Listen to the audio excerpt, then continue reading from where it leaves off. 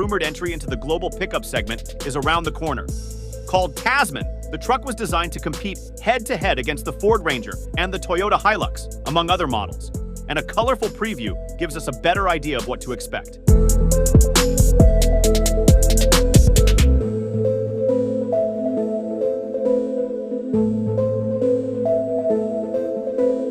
While the design is certainly eye-catching, it can't hide the truck's boxy proportions.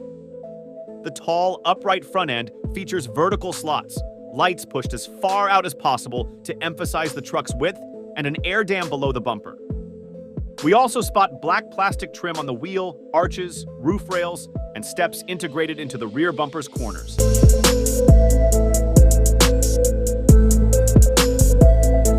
Kia notes that the Tasman will be available in numerous global markets, including South Korea, Australia, Africa, and the Middle East, which suggests that the model will be offered in several configurations, ranging from a bare-bones workhorse with steel wheels to an upmarket family hauler with a relatively nice interior.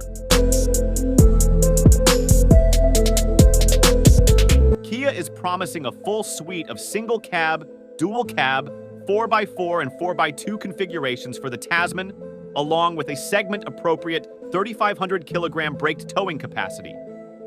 The vast majority of variants will be powered by an enhanced version of the Sorrento's 2.2-liter four-cylinder turbo diesel and 8-speed automatic transmission combo, which presently chugs out 148 kilowatt per 440 newton meter.